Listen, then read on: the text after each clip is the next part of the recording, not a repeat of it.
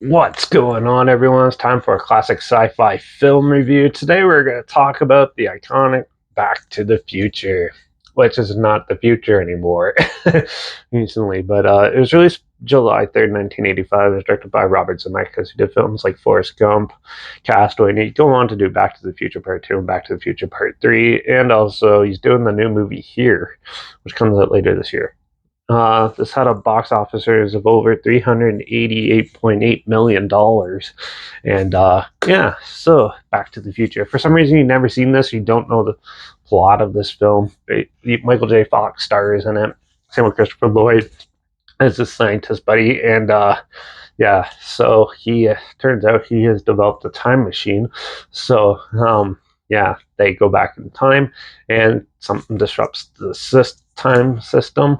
Um, the like the time continuum or whatever, and alters the present. So he has to go back to the past to correct it, hopefully. And when he comes back, hopefully it should be fixed. It's very basic sort of style plot, very simple enough for families to all understand what's going on and stuff. And it's a very good little movie. Overall, the cinematography is really good, the acting is really good, the special effects in it look really well done too.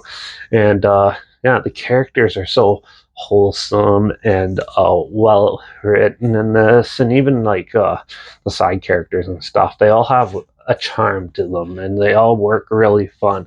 There's a lot more comedy than I remember rewatching this, and it has a lot of um, good humor, and overall, it's still a fun movie. Um, it's definitely a little more tame than the sequels would become, but still, from for the first one, I forgot this is the one where they don't go to the future. This is just the one where they go to the past, but it definitely has its good moments and charm and stuff like that, and how his mom like falls in love with him and stuff like that, things like that. And, there's some pretty dark undertones in this film too, if you actually pay attention. A lot of sci-fi little nods to other sci-fi franchises and stuff in there. If you pay attention enough, there's a lot of good little Easter eggs in throughout this, and it was just fun to go back. Overall, I thought the special effects in this still look outstanding. Still looks really good. 80s to like and the 90s special effects still stand up so well. Like you look at like half the movies that come out from 2000 to now, or even over half, like 75% of them look like shit. And yeah, this is still pretty good for what the time period and stuff, and that a lot of good, like I said, there's a lot of good quirky scenes in this, and overall it's just a good sci-fi film. Now, I did think the story was pretty standard, and they definitely played it safe in a lot of spots, which I can see why. But I think that if there's a little more conflict in this, it would have been a little bit more better. But I think they wanted to keep a PG-13 rating, so they had to play it like this to keep it like that.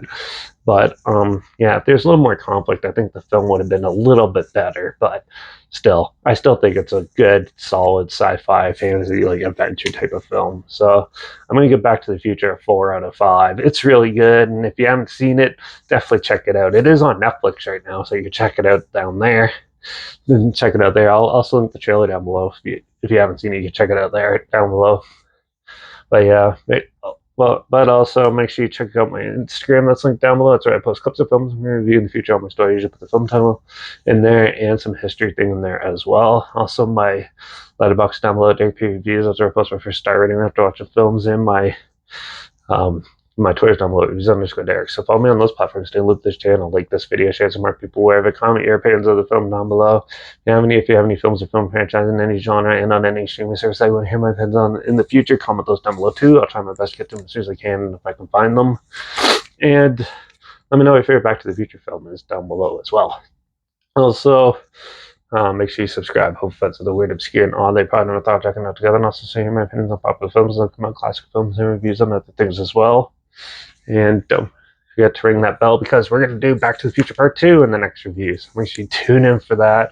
Watch over all those quirky scientists trying to travel through time and messing it up. And I guess I'll see you all in the next review. So until then, cheers.